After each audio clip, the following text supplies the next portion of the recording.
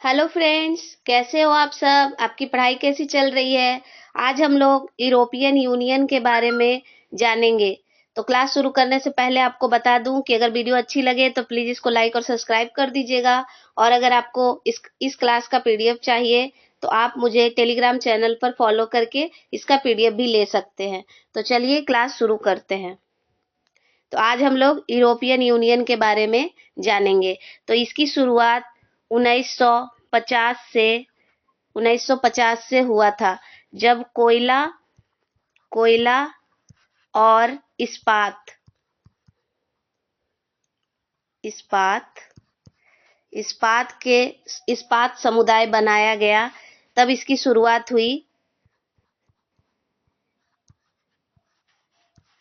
शुरुआत हुई। और असल में जब इसकी स्थापना हुई वो हुई 1993 में। मास्ट्रिच मास्ट्रिच संधि के द्वारा, जो 1993 में हुआ था। और ये द्वितीय विश्व युद्ध द्वितीय विश्व युद्ध द्वितीय विश्व युद्ध के बाद यूरोप के जो देश थे उनमें एकजुटता और सहयोग लाने के लिए इसे बनाया गया था। और इसका मुख्यालय कहाँ है? ब्रुसेल्स।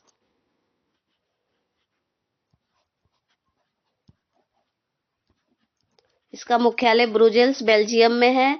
और इसमें 27 सदस्य देश हैं। 27 सदस्य देश और 6 संस्थापक सदस्य देश हैं। 6 संस्थापक सदस्य, जिसमें Germany, France, Italy, Netherlands, Belgium, Luxembourg, ये सब हैं। और 2020 में ब्रिटेन यानी यूनाइटेड किंगडम 2020 में इससे अलग हो गया।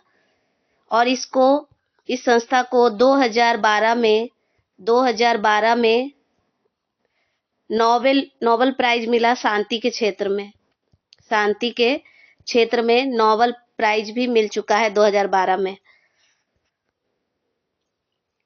तो देखिए, इसकी स्थापना 1993 यानी 1993 में हुआ, मास्ट्रिच की संधि के तहत। और द्वितीय विश्व युद्ध के बाद इसे यूरोप को एकजुट करने के लिए बनाया गया। और इसका इतिहास है 1950 में यूरोपियन जो देश है उसमें कोयला और इस्पात समुदाय बनाया गया। फिर इसमें यूरोपीय आर्थिक समुदाय बना। फिर यूरोपीय परमाणु ऊर्जा समुदाय बना। उसके बाद 1993 में आते आते यूरोपियन यूनियन का गठन किया गया मास्ट्रिच संधि के तहत। और इसमें वर्तमान में 27 सदस्य देश हैं। और इसके संस्थापक सदस्य 6 हैं, जो Germany, France, Italy, Netherlands, Belgium, Luxembourg है। और इसका मुख्यालय ब्रुसेल्स बेल्जियम में है। और 2012 में इसको शांति का नोबेल प्राइज भी मिला है। 2020 में यूनाइटेड किंगडम, जो ब्रिटेन कहते हैं हम लोग, वो अलग हो गया। और इसे क्या कहते हैं? ब्रेक्सिट कहा जाता है। एग्जाम्स में ये क्वेश्चन काफी बार पूछा गया है। और इसकी मुद्रा है यूरो। मतलब काफी ऐसे देश हैं जो 1999 में शुरू किया गया, तब वो उस समय पे 15 सदस्यों ने इसे अपनाया था। और अभी वर्तमान में इसमें 21 सदस्य देश हो गए हैं। और 21वां जो नया नया अभी जुड़ा है एक जनवरी 2026 से, वो है बुल्गारिया। यूरोपियन यूनियन के प्रमुख विशेषताएं: एकल बाजार, सदस्य देशों के बीच वस्तुओं, सेवाओं, पूंजी का निर्बाध आवागमन रखना इसका मुख्य विशेषता है। और इसमें यूरो मुद्रा, इसमें कई सदस्य देश द्वारा अपनाई गई। जैसे अभी मैंने बताया 21 सदस्य देश इसमें यूरो मुद्रा को अपना लिया है।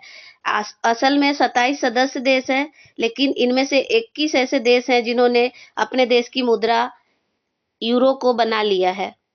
और मानवाधिकार और लोकतंत्र को ये बढ़ावा देता है। और शेंगेन क्षेत्र क्या है? व्यापार, कृषि, क्षेत्रीय विकास, विदेश और सुरक्षा के लिए साझा साझा साझा नीतियां बनाना, मतलब एक साथ मिल के नीति बनाना इसका कार्य है। और शेंगन क्षेत्र जो है इसमें 29 देश है और सबसे नया देश है रोमानिया और बुल्गारिया, जो 1 जनवरी 2025 से इसमें जुड़े हैं। और शेंगन क्षेत्र का मतलब होता है कि जो भी देश इसमें जुड़ जाता है उन देशों को एक वीजा दिया जाता है, जो शेंगन वीजा के नाम से जाना जाता है उसको। और वो वीजा लेके वो 27 देशों में फ्री, मतलब आ जा सकते हैं। तो एक देश का कहीं का भी 27 देशों में से कहीं का भी एक का वीजा ले लिया तो वो 27 के 27 देशों में घूम सकते हैं, व्यापार कर सकते हैं, आ जा सकते हैं, परिवार से मिलने जा सकते हैं। तो ये अभी 29 देश इसमें शामिल हो चुके हैं। कुछ अलग जो 27 देश है उनसे अलग भी 3-4 देश जुड़े हैं, जो आइसलैंड और भी 2-3 देश जुड़े हैं इसके साथ। और इसके प्रमुख संस्थान हैं यूरोपीय संसद, यूरोपीय आयोग। और यूरोपीय आयोग की अध्यक्ष कौन है? उर्सुला बॉन, जो पहली महिला अध्यक्ष बनी है इसकी। और यूरोपीय संघ परिषद, यूरोपीय परिषद, यूरोपीय न्यायालय, यूरोपीय सेंट्रल बैंक, ये सब इसके प्रमुख संस्थान हैं। और जो उर्सुला बॉन है और एंटोनियो कोस्टा है, ये दोनों इस साल 2026 के 77वें गणतंत्र दिवस हमारे यहाँ ये अतिथि के रूप में आएंगे।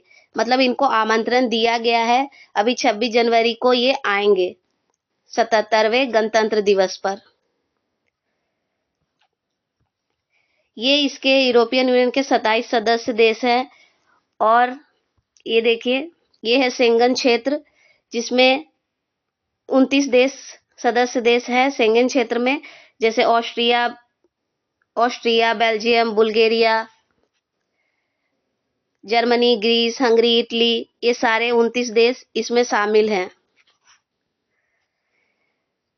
और 3 इसमें गैर यूरोपीय संघ के, जो उधर यूरोप के जो देश है वो शामिल हुए, जैसे आइसलैंड, लिंकस्टेन, नॉर्वे, स्विट्जरलैंड, ये सब इसमें जुड़े हुए हैं।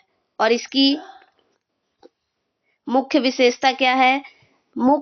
इसमें एक बार अगर किसी ने ये वीजा ले लिया तो शेंगन क्षेत्र में प्रवेश करते हैं तो आप बिना किसी आंतरिक सीमा जांच के इन सभी देशों की यात्रा कर सकते हैं। शेंगन वीजा धारक को पूरे क्षेत्र में यात्रा करने की अनुमति देता है, जिससे कई देशों की यात्रा आसान हो जाती है।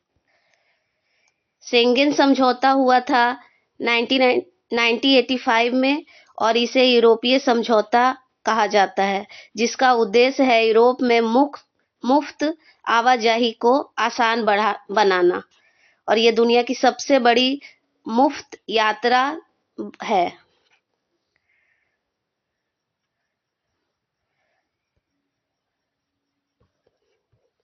तो चलिए क्वेश्चन आंसर की तरफ चलते हैं। यूरोपियन यूनियन में कितने सदस्य देश हैं? तो अभी मैंने बताया 27 सदस्य देश है इसमें। यूरोपियन यूनियन की स्थापना कब हुई थी? स्थापना 1993 में हुआ था। ऐसे संधि कई बार हुए हैं, 1950 से शुरू हो गया, जो कई बार हुआ, 1958 में भी हुआ, कई बार इसकी संधि हुई है, लेकिन 1993 के तहत ही यूरोपियन यूनियन को बनाया गया था। यूरोपियन यूनियन का मुख्यालय कहाँ है? तो ये ब्रुसेल्स, बेल्जियम में है। यूरोपियन यूनियन से यूनाइटेड किंगडम यूके कब अलग हुआ? तो ये हुआ 31 जनवरी 2020 को अलग हो गया। यूरोपियन यूनियन को शांति का नोबेल किस वर्ष दिया गया? तो ये 2012 में दिया गया था। और नोबेल प्राइज जो है 10 दिसंबर को दिया जाता है एल्फ्रेड नोबेल की याद में, जिन्होंने डायनामाइट का आविष्कार किया था। और ये नॉर्वे के द्वारा दिया जाता है। यूरोपियन यूनियन के यूरो मुद्रा क्षेत्र में कितने देश आते हैं? तो अभी मैंने बताया इसमें 29 सदस्य देश हैं। माफ करिएगा, यूरो मुद्रा क्षेत्र में 21 है। ऑप्शन इसमें गलत टाइप हो गया है। 21 सदस्य देश यूरो मुद्रा क्षेत्र में आते हैं, 21।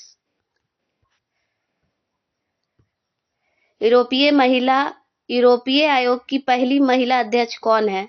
तो अभी मैंने बताया उर्सुला वॉन है। उर्सुला वॉन है इसकी महिला अध्यक्ष, जो सबसे पहली महिला अध्यक्ष है। यूरोपियन यूनियन के यूरो मुद्रा क्षेत्र में 21वां सदस्य देश हाल ही में 1 जनवरी 2026 को कौन बना है? तो ये बुल्गारिया बना है। और इसकी पहले मुद्रा क्या थी? लेव, इसकी पुरानी मुद्रा है। और अब क्या हो गई है? यूरो। अब ये व्यापार और लेन देन जो भी है वो सब यूरो मुद्रा में ही करेगा। तो थैंक यू फॉर वॉचिंग। अगर आपको इस क्लास का पीडीएफ चाहिए तो आप मुझे टेलीग्राम चैनल पर फॉलो करके इस क्लास का पीडीएफ भी ले सकते हैं। और अच्छे से पढ़ाई करते रहिए, अपने लक्ष्य की तरफ बढ़ते रहिए। फिर मिलेंगे अगली क्लास में। बाय सभी को।